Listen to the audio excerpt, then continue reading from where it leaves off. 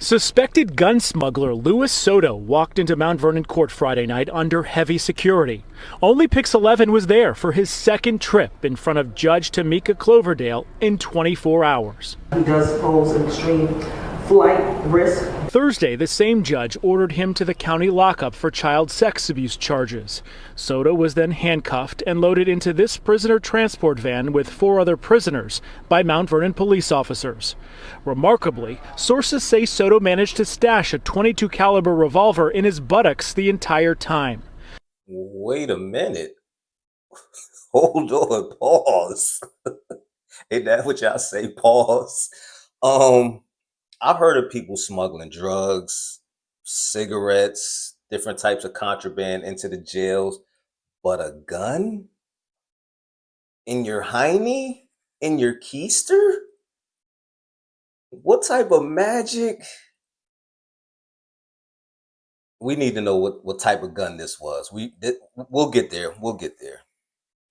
And while en route to jail, allegedly shot a fellow prisoner in the leg.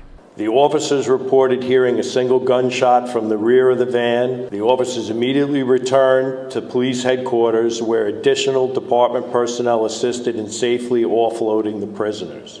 The Mount Vernon Police Department in Westchester County launching a joint investigation into how Soto slipped the gun past so many layers of security since his arrest October 15th. Sources say it's possible he had it hidden on him in the courtroom too. So all them times they never patted him down? That weapon was still on him? That's unresponsible, it's unacceptable. Outrage from the community as the department overhauls its search protocol for all inmates again. The use of the department's magnetometer handheld wand is now mandatory for all new prisoner processings. The use of it was optional previously. The 2 officers directly involved have been put on desk duty, while the 32-year-old Bronx man said nothing as he was remanded to jail once more on the gun charges. Based upon these charges and also what occurred yesterday, as such, he is going to be remanded. It's unclear if the shooting was intentional or accidental. The victim is still in the hospital recovering, and Soto has been ordered to stay away from him until his next court date. What do you mean if it was intentional or accidental? Yeah, he farted and shot the man in the leg. All right, let's get into the report because this is one of the most wildest and craziest stories that I've heard in a while, right? So the guy's name is Luis Santos. He's 32 years old. He's from the Bronx. So on Wednesday, he was arrested for inappropriately touching a minor, right? He gets arrested. They take him down to the police department. I'm pretty sure they held him without bond. And usually what happens is when you're held without bond, you have to wait until the next morning to see the judge at the courthouse. And the judge will make a decision whether or not to allow you to either go home, make bond, or they will hold you until your next court date without any bond, right? Or if you're unable to make bond, you just got to sit until you're able to make bond. So he was held, and during that transport from the courthouse to the county jail where he was to be held until his next court date.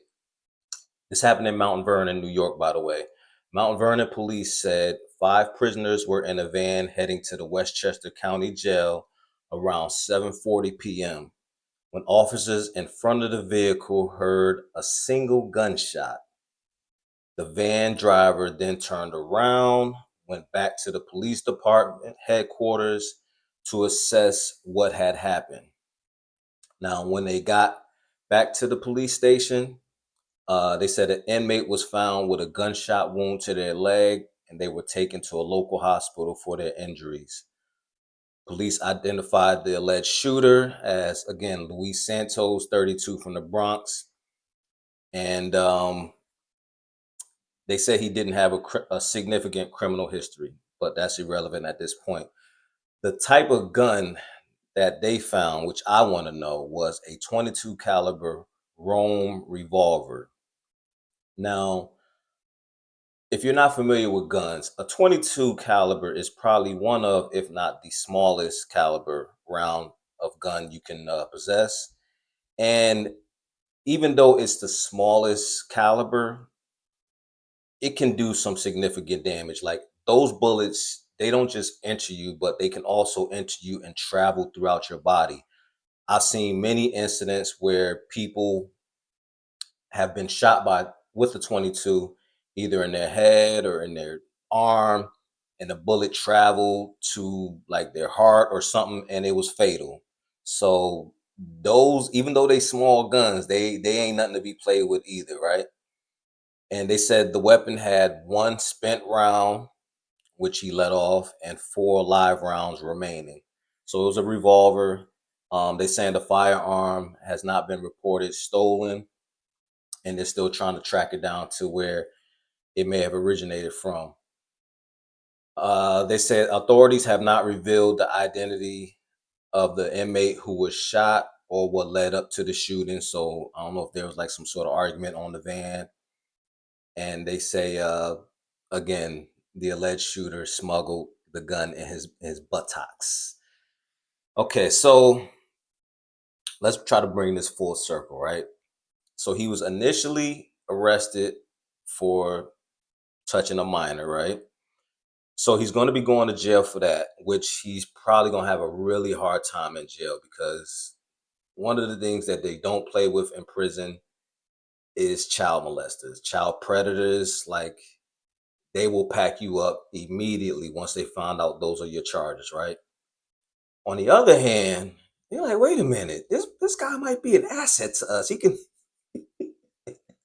can smuggle what? I'm joking, obviously, but that's crazy, man. So you went from, think about this. You went from the police department where they strip search you. I don't know if they actually strip search you at the police department, but they do a thorough search of you at the police department. You get to the courthouse where the sheriffs are supposed to search you. That doesn't happen, at least to the level that it should have.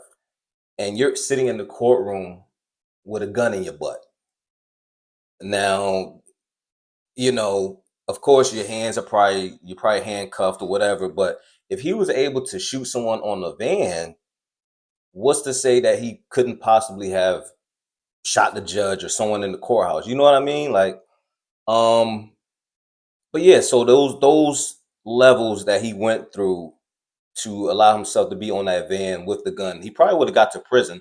I think that's probably where it would have stopped, though, because they definitely do a a thorough cavity search at the prisons, like where they make you squat and cough and all that foolishness. Don't ask me how I know, but this is crazy, man. Yeah, of course there's gonna be some litigation, there's gonna be some lawsuits. I'm sure from the victim, because how do you allow someone to have a gun on a prison van on the way to the county jail? Like, and you heard that activist, like, it's unacceptable. The town of Mount Vernon definitely got some egg on their faces. Definitely going to be some level of embarrassment from the sheriffs, from the police department, everyone that was involved, who had interacted with this inmate, right? But yeah, man, this is a crazy case, man. I don't think I've seen nothing like this in a long time, man. You are really committed when you are smuggling guns in your butt cheeks. Like, that's a different level of commitment I haven't seen in a long time. But y'all let me know in the comments what y'all think, man. Do y'all think that the sheriffs, the police department, everyone involved should be held accountable? I think they said they put 2 of the officers that directly interacted with him. I think they said they put them on paid leave for the moment. So we'll see how this plays out, and I'll continue to follow this story. Appreciate y'all once again for subscribing to the channel. Everyone that's been watching all the videos, been sharing the content, continue to please like and subscribe. I really, really do appreciate y'all. Also, before I go, right, it's about to be fall. It's already fall, actually, but it's starting to get cold wherever you at. Don't forget, I have the hoodies, jogging sets, very quality material for the men and women. Check out the website, fuelbyfaith.com. It's leisure, comfort wear, especially if you travel a lot. Sometimes you don't really want to get dressed. You just want to throw on a hoodie, some sweats, and just get to your destination, right? very affordable and very quality material. But thank y'all once again, man. I appreciate y'all. Until the next video.